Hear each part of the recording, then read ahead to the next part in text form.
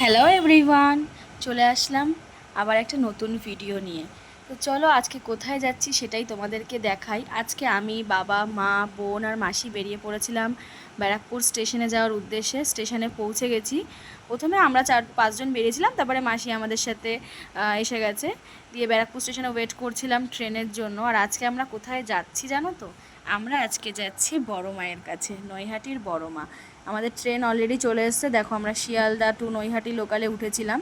ট্রেনে মোটামুটি ভালোই মানে স্পেস ছিল। আমরা বসেই গেছি সবাই, মানে কেউ ওদিকে কেউ এদিকে সবাই মিলে। আর আমি জানলার ধারে সিটটাই পেয়েছি, আর এই সিটটাই আমার সব থেকে ফেভারেট। আশা করি এটা সবারই ফেভারেট। যাই হোক, হাওয়া খেতে খেতে চলে যাচ্ছিলাম। আর সত্যি একটা আলাদাই শান্তি লাগছিল যে বড় মায়ের কাছে যাচ্ছি। অনেক দিন ধরেই আমাদের মানে আজ যাব কাল, মানে ডেট ফিক্সড হচ্ছে হচ্ছে আবার ক্যান্সেল হয়ে যাচ্ছে, এটা ওটা। ওই যে বলে না, মানে মা যেদিন ডাকবে সেদিনই মায়ের কাছে মানে যে যাওয়াটা পসিবল হবে। মা যদি না ডাকে তাহলে তো ক্যান্সেল হবে এই ডেট। তো মা আজকে হয়তো চেয়েছিল আমরা তার কাছে যাই, তাই আমরা তার কাছে পৌঁছে গেছি। আর এদিকে ডালা কিনছিলাম আমরা সবাই মিলে। এখানে এই দাদারা আমাদেরকে সাজেস্ট করছিল কোনটা নিলে ভালো হয়। আমরা আগে একবার গিয়েছিলাম, কিন্তু বাবা আমাদের সাথে যায়নি। আর এই মাসি যায়নি, আমার মাসি গেছিলো তখন। তাই আজকে বাবাকেও নিয়ে গেলাম যে চলো একটু বড় মায়ের মন্দির থেকে ঘুরে আসি, আর মাকে একটু দর্শন করে আসবে। আর যেহেতু খুবই গরম পড়েছিল, আর গরম পড়ুক যাই পড়ুক, মায়ের কাছে আসলে সব কষ্টই আমরা ভুলে যাই। এমনিতে বাড়িতে গরম পড়লে না জানি সব কিছু করতে এতটা কষ্ট হয়, কিন্তু ওই যে মায়ের কাছে গেছি, বড় মা, তারপরে ফার্স্ট অ্যান্ড ফল নিজের মা, আবার বড় মা, দুজনকেই যে একসাথে এক জায়গায় দেখে একটা কতটা যে শান্তি কি বলবো। সবাই জ্বালা টালা নিয়ে মায়ের মন্দিরে আমরা ফার্স্টে যাইনি। আমার মায়ের অনেক দিনের ইচ্ছা ছিল যে আগে একটু গঙ্গা স্নান করবে, তারপরেই মায়ের মন্দিরে আমরা যাব। আমরা সবাই স্নান করিনি, কারণ সবাই সেই মতো আর কি রেডি হয়ে যায়নি। আমাদের কপালে এই তিলকগুলো দিয়ে দিয়েছিল ওখানে যারা ছিল তারা। আর গঙ্গায় দাঁড়িয়েছিলাম। বিশ্বাস করো, এত রোদ, ওয়েদারটা ভালো কিন্তু এত রোদ গরম, কিন্তু যখনই গঙ্গায় প্রবেশ করলাম না, মানে একটা আলাদাই শান্তি। আর ঠান্ডা জল, আজকে ছিল জোয়ার।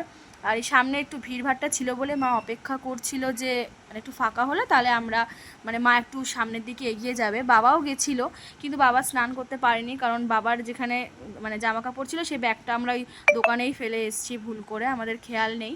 তারপরে মা একটু ডুব দিল। আর মা গঙ্গার কাছে অবশ্যই কিছু চাইলো। আর মায়ের কাছে আসলে কেউ খালি হাতে ফেরত যায় না, এটা আমরা জানি। আর মায়ের কাছে যা চেয়েছি মা যেদিন পূরণ করবেন, মানে যেদিন মা বুঝবেন যে হ্যাঁ এটা পূরণ করার সঠিক সময় আছে, মা অবশ্যই পূরণ করবেন। কারণ কখনোই কোনো মনস্কামনা চাওয়ার সাথে সাথে পূরণ হবে এমনটা নয়। মা যেদিন বুঝবেন হ্যাঁ আমি তার যোগ্য, মা অবশ্যই মনস্কামনা পূরণ করবেন। আমিও মা গঙ্গাকে মানে গঙ্গা জল আমার সারা গায়ে একটু দিয়ে আমি মা গঙ্গাকে একটু প্রণাম করে নিচ্ছিলাম। তো দেখো, এভাবেই আমরা গঙ্গার স্নানের কাজটা সেরে টেরে আবার ওখান থেকে মায়ের এই যে ফটোগুলো এখানে ছিল দেখতে দেখতে আমরা যাব মন্দিরের দিকে। দেখো কি পরিমাণ রোদ। আর আমরা ছিলাম খালি পায়ে, কারণ আমরা যেই দোকান থেকে ডালা কিনেছি সেই দোকানেই আমরা মানে জুতোটাকে রেখে এসেছিলাম। অতটা দূরে রাখাটা উচিত হয়নি, কিন্তু তবুও আমরা যেহেতু রেখে এসেছি ভাবলাম মায়ের কাছে এসেছি একটুখানি কষ্ট তো করাই যায়। এদিকে ডালা নিয়ে মায়ের সামনে আমি রেডি, পুজো দেবো। সামনে যেহেতু অনেক ভিড় ছিল। আর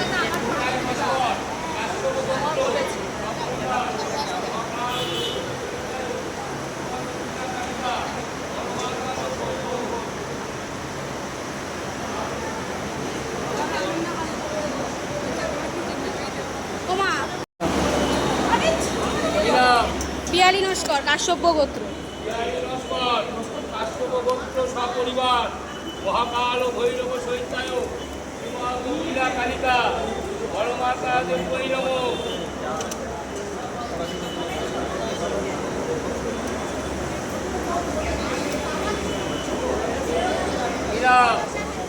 অনন্যা হালদার কাশ্যপপুত্র পরিবার।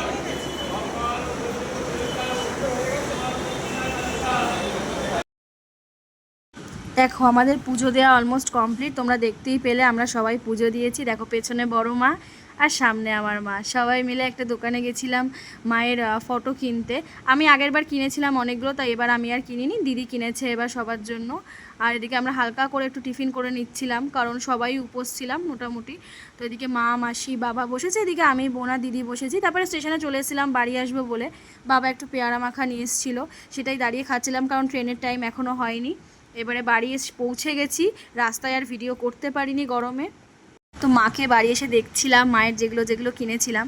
বলে না, ভগবান তোমাকে যেই দিকেই নিয়ে যাবে তোমাকে সেদিকেই যেতে হবে, তুমি যদি চাও অন্যদিকে যাবে তো তুমি যেতে পারবে না, তাই না? তো এভাবেই আমাদের দিনটা কাটলো।